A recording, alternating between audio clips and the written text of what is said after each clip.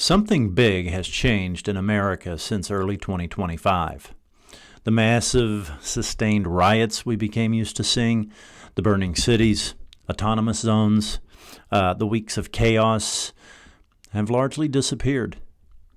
Even after incidents involving ICE and immigration enforcement, we get protests, but not full-scale destruction.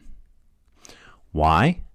Because a major piece of that infrastructure that funded and organized that unrest has been dismantled. I'm talking about USAID, the U.S. Agency for International Development.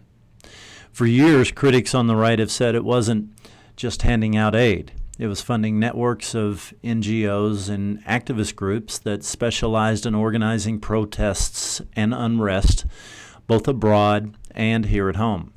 When the Trump administration started slashing and restructuring USAID earlier this year, that funding spigot got turned off, and the results are visible. Tim Pool and others have pointed this out. The giant rot we saw in 2020 hasn't repeated itself. High-profile cases, the ICE shootings of Renee Good and Alex Pretty in Minneapolis, and more recently the shootings in Maine and Texas, have produced anger and demonstrations, but not the nationwide burning and looting. The machine has lost its fuel.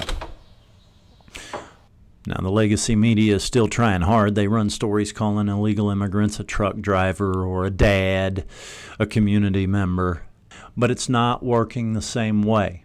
Their efforts are coming up short because the infrastructure that turned those stories into sustained riots have been disrupted. The money, the paid organizers, the logistics, much of it is gone. The good news is America is calmer and safer without the constant rioting. The bad news is we still have a lot of work to do exposing how these systems really operated. We need the truth, and that's how we move forward.